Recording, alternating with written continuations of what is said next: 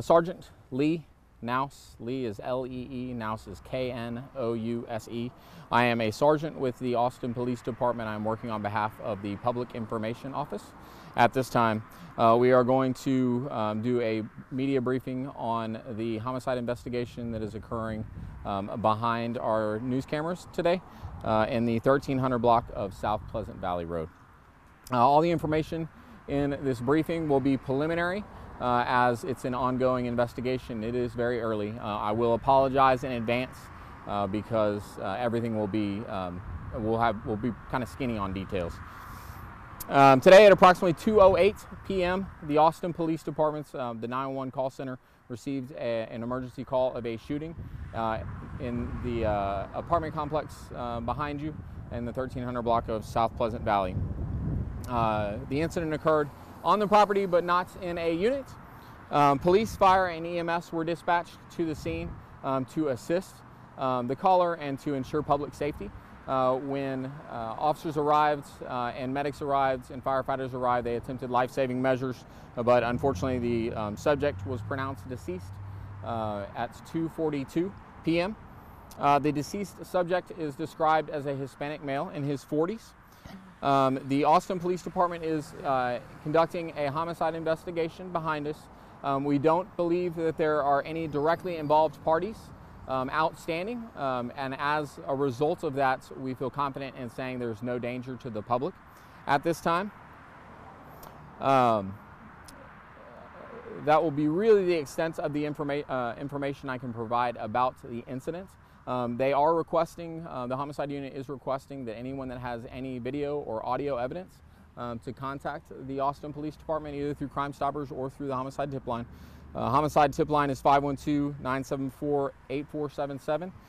The Crime Stoppers tip line 512-472-8422 or TIPS for the last four for those. As a reminder, we often don't think about evidence being audio only. So if, for instance, if you had a cell phone camera or another camera that captured the ground but had audio, that can also be helpful in an investigation. So as a reminder to contact one of those numbers if you have anything like that. I can try to answer any questions if there's anything I can grab. Go ahead. So no persons of interest or suspect at this time? No information that we're going to put out. Information, like I said, all the directly involved parties we believe are accounted for. The homicide unit will put out something a little bit more robust at a later date, but unfortunately that's the limited information I can provide today. Can you talk to me more subjectively about just when an incident like this happens at an apartment complex where there are a lot of people around and just how that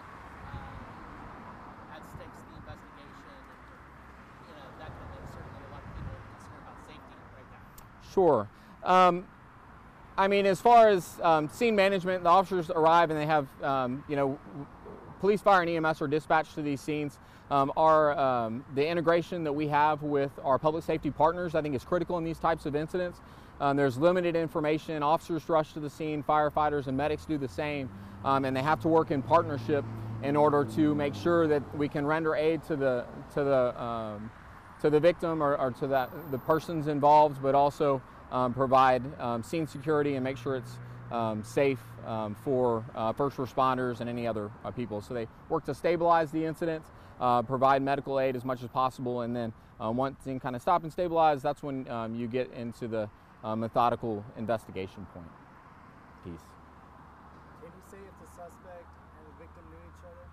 I don't have that information. Yeah, I'm not sure. Hopefully we can put that out later. One thing you said that to be clear on, you said this didn't happen inside a unit, right? So we don't know if this victim lived here or not?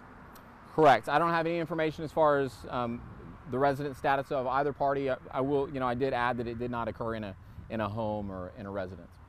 Did it happen, I guess, within the gates though, within the gated community? Yep, behind you there. One more if we have one more. Could you just talk about what's going into the investigation right now, where we're at and what's left? I'm not sure exactly where things stand. Typically, these types of incidents, even if it occurred around 2:08 p.m., it's a long process. There's a number of entities that will respond. Obviously, your patrol officers, fire, and EMS, but also we have a crime scene unit behind us, the medical examiner's office, and all those things that at times do take a bit. Crime scene photographers, things like that.